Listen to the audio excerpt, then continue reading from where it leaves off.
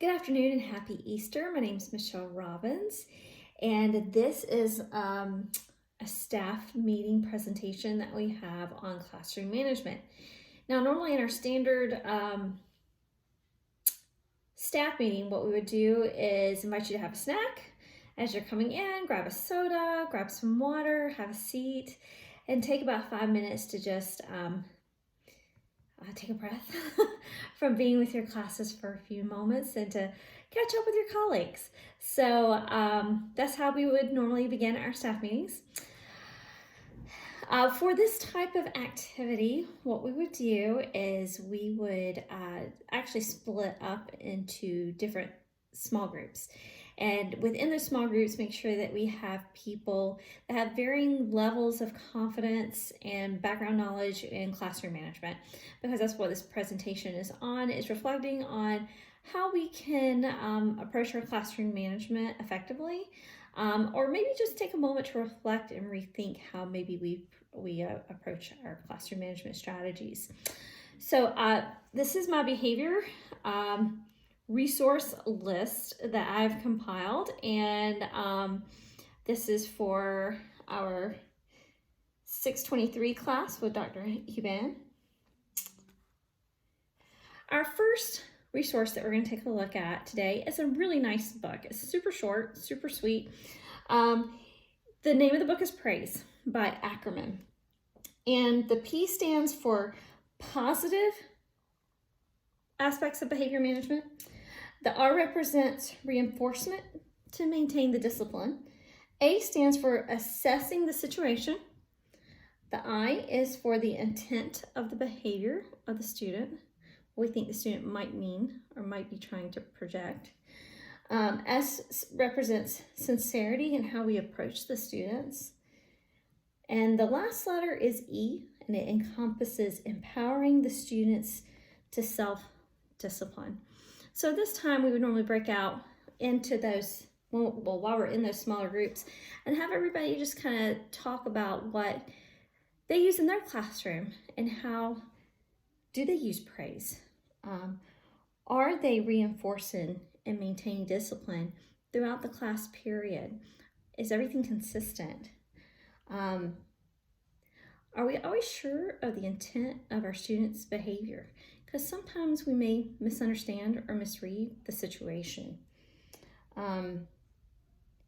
Being sincere, especially in an emotionally charged situation, can be a challenge because we're human, and so are our students. And when our students sense that we're being sincere and kind and that we care, more likely to come out with a more positive outcome. And then going back to the E, empowering the students to self-discipline, because the only kind of discipline there is self-discipline. There is no other kind. So what can we do to help empower them with that? Our next resource is by KP Allen. It's called Classroom Management, Bullying, and Teacher Practices. It came out of a journal called The Professional Educator. So it may be hard to read, especially if we're in staff meeting back towards the back, and this is on a projector. Bullying has received considerable attention over the years. The question posed is, does classroom management affect opportunities for bullying? Research indicates that new teachers use classroom management techniques learned from being a student. I thought this was really interesting. My experiences as an educator, most of my discipline practices that I use are what I use from my high school and middle school memories, how my teachers handled situations and how they phrased things. And then as I started co-teaching, my first few years of teaching, I would steal good ideas from those experienced teachers. And so I find that having a bag of tricks, a bag of ready-to-go sayings so that you don't feel caught off guard really kind of helps along with that. The article goes on to state that teachers may learn how to identify bullies through experience. However, it would be best for all if the teacher were given a professional training on how to recognize bullying. I think right now in our state of affairs, Recognizing bullying in the classroom can be a challenge sometimes because it can happen maybe as they're entering the class or in the hallway or in the locker room or in the restrooms. It may be happening in group work, and so it's really important that we make ourselves present, that we're in the hallways when kids are changing classrooms, we're in the hallways when kids are in the locker area, and that we're walking around our room and encouraging kind words. And if we hear things get a little out of control, that we help them navigate those difficult conversations. Another thing that's really important in recognizing bullying is that most of the bullying nowadays is happening through cyberbullying.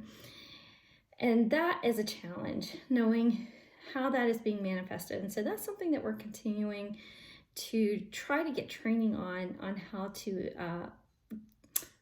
get students to feel comfortable talking about it. And because as educators, we may not know what's going on with that, or having parents reach out to us to see what we can do to help them as well. Our next slide is by Jay Brophy, Classroom Management as Socializing Students into Clearly Articulated Roles. Effective managers that create a great environment realize that it de-escalates their role as disciplinarian. Teachers can create this environment by being consistent with their expectations. They also provide direct instruction as well as cues and reminders as needed. The study proceeds to investigate backwards planning on small group projects to help determine what roles will need to be created. Then the people in these roles will need direction and guidance to facilitate the group to work best. I have found that with small group instruction, in my classroom experience, this is something you might want to try in your classrooms, is having on maybe a note card each role that you want a student to play within the group. So there could be the task manager, there can be the time manager, there can be the, for a music class, the rhythm manager, the note manager, the phrasing manager, the dynamics manager, the articulation manager, and making sure that every person has a role so that they feel like that they're contributing to the group. If everybody's actively engaged, that's more than likely going to cut down on the discipline issues you have because they're all engaged in what's going on. So be it science or social studies, the same thing. Make sure each person has a role and a responsibility towards the group so that there's less likely to be an opportunity to get off task. And by getting off task, sometimes that can lead us into some difficult behaviors. Our next journal by B.C. Dart, P.C. Burnett, N. Purdy, G. Bolton Lewis, J. Campbell, D. Smith, Students' Conceptions of Learning, the Classroom Environment, and the Approaches to Learning. Teachers and students have differing perceptions of what a classroom environment should look like. Heavens, yes. My co-teacher and I have completely different ideas of what our classroom can look like. And it's okay, and it can still be successful. I am a strong disciplinarian, and I need to have things really calm and really organized and really efficiently run. My coworker is just as effective, but it looks way different. Things are a little looser. Things are a little more relaxed. Things are a little more comfortable. As we take turns in front of the classrooms, we realize that we're actually reaching different kids and that we're connecting with different kids in different ways. So this is okay. This is good. Research has shown that students tend towards deeper learning in a supportive classroom learning environment. The more in-depth the knowledge entails personalization of instruction, a high level of participation in investigative learning skills. They provide an environment that fosters problem-solving and cognitive skills. They hypothesize that students' perception of the classroom learning environment is linked with their personalized learning. So take a moment and reflect on that in your small groups with your current staff members and talk about, what do you think? What does that look like in your classroom? Or what could it look like? Share out with one another. So this is where I give them a moment to talk and to share. Going back to the meeting. This next one is C. Denton, Teachers' Reflections on Effectively Managing Their Classroom, a discussion of how two experienced science teachers examine their classroom management practices. Ms. Deaton examines two science teacher classrooms in classroom management. She studied how the teachers reflected on their classroom management skills. They collected data over 3 months. The data revealed that the teachers' perceptions of the classroom the data revealed the teachers' perceptions of the classroom. The teachers also noticed two factors that affected classroom management, one being the students and the other being administration. The conclusion was that both teachers' success in classroom management was in part to the relationships and bonds with their students. So if you're taking time to get to know your students and connect with them and build that special rapport, that's really going to cut down on any classroom management issues that you may be encountering. But that does not mean that you get to be their best friend. It does mean that they are in a safe place, in a place that they feel like they can connect with others, their students, and with you, and contribute to the classroom in a way that is meaningful and relevant. That's something else that's really important in today's classrooms, is students realizing that what we're doing and what we're teaching and what we're learning is relevant to their day-to-day lives and to how it relates to their future lives. Our next selection is D.J. Delman, Systemized Classroom Management to Enhance Teaching and Learning. Mr. Delman emphasizes in his article the importance of establishing rules and procedures on the first day of class. He goes on to say that throughout the year it is essential to reevaluate to see if the rules and procedures in class are effective. Delman presents several ideas of student engagement during various activities. This helps students maintain discipline and follow classroom procedures. Examples of activities and expectation review include how students should engage in a class presentation, computer work, and individual student logs. So, in my classroom, the very beginning of the school year, let's talk about our sixth graders who are coming up from elementary school, wondering what sixth grade expectations are in a music room. You walk in and you come and you grab your instrument, but you don't pack until I say so. And we go over the whys. So many times with classroom expectations, the students just feel like it's another small little box that they have to live in, and they don't understand the whys behind it. And so we discuss the whys of the classroom expectations. So why don't we open our cases by ourselves just yet? Why haven't I given you the freedom? And they're very, very receptive and smart, and are like, maybe we might accidentally open up our case upside down and our instrument fall out. That's a good point. Yeah, so that's why we're going to wait and do it together, so I can double check your cases and make sure that they're facing the correct direction and we don't have a catastrophe with your instrument. Another one is we don't play our instruments until we're instructed to do so. Okay, so we don't want everybody just playing their instrument whenever they want. Why would that be important? Why is that significant? And they're able to raise their hands and tell you and articulate why that's important. Oh yeah, we might distract the class. We might distract the teacher. I may miss important instructions. So our students are very, very smart, very wise, brilliant. And so if we make sure that we help clarify the whys behind our expectations, I think you're gonna get more buy-in to the expectations. From T. Dick, P. Parker, H. Marsh, M. Kunter, Self-efficacy, in classroom management, classroom disturbances, and emotional exhaustion, a moderated mediation analysis of teacher candidates. As teacher burnout is studied, does the teacher's self-efficacy play a role in managing student behavior? The trifold research is on stressors, emotional exhaustion, and teacher self-efficacy.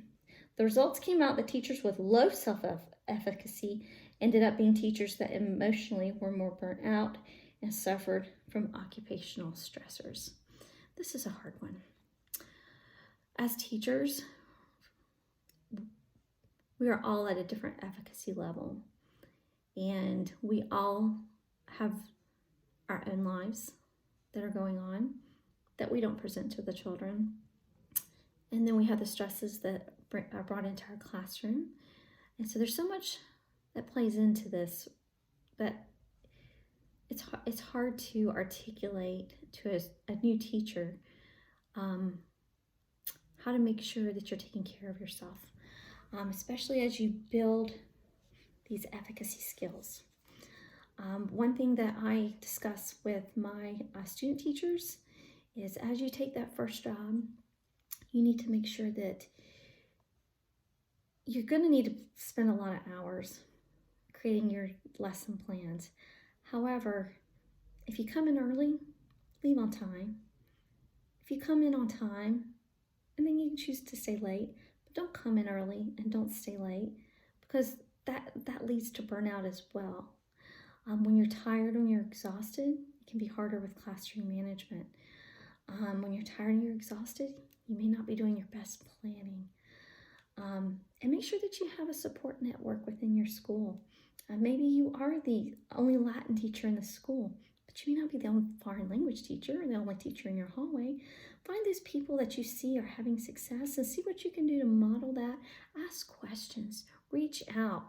Every teacher is there to help other teachers. Nobody has this, oh, it's all mine. This belongs to me. I'm not sharing with anybody. Everybody wants to help and everybody wants you to be successful as a teacher. So if you're noticing that maybe you're feeling burnout, it can happen whether you're in year 1, year 5, year 15, year 19. We've all been there. So finding ways to recharge and rejuvenate is really important.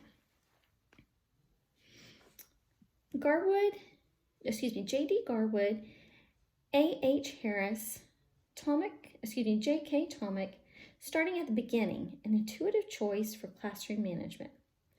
Starting the school year off with a great classroom environment sets the tone for the whole year. Being academically engaged helps reduce classroom management issues. In addition to being engaged in academics, students must adhere to rules and communicate appropriately with others. Keeping classroom procedures fair and consistent is critical. Teachers need to be mindful not to be reactive but proactive in planning for classroom management. I know on the first day of playing our instruments, somebody's going to play out of turn. It happens every year. And so there's no emotion attached to it, but if you play out of turn, you have to pack your instrument away. And that's one of those things where sometimes people initially think, hey, that's kind of harsh, but not when they know that we don't play until I say. Again, because it can be disruptive. And it's easy to say, oh, that's okay, just don't do it again. Oh, that's okay, remember, we don't do that. Oh, that's okay, don't remember. We have to make sure that they understand the expectations. And so usually after you have 1 or 2 students that have that uh-oh moment, they come into class with a fresh start the next time, and they don't really have an issue anymore after that. And then other students learn by that person's example.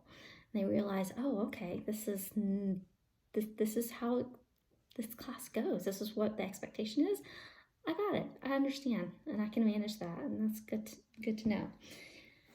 Our last one for today is by W. Hunter T. Hayden, Implementing a Classroom Management Package in an Urban Middle School, a case study preventing school failure, alternative education for children and youth. Utilizing classroom management packages has been researched to see if they can prevent and promote behaviors in the classroom.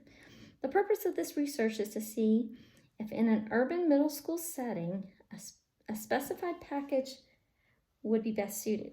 Including in the package would be aspects of pre-correction, timing, and supervision. The results of the research were quite surprising. Student misbehavior and teacher redirection dropped by 50%. That's pretty significant. I think as a school, when you have decided on common language to use throughout the school, that really helps our students to be successful. So if we have common phrases like, we are kind at Trailside Middle School, and if every teacher is using that phrase or something like that, then it really starts to catch on. It starts to stick in their minds. And so I think it's important for that as you're having your PBIS meetings at the beginning of the school year, that you decide together, okay, this is our common language, print it out, give every teacher one to have on their in their lesson plan book to have maybe taped on on their podium, or have taped on their desk, or wherever they're standing and moving around their computer, just so that as our kids are understanding the expectations, they hear common language and they're not getting mixed messages, because when they start to get mixed messages, then we also run into some significant issues.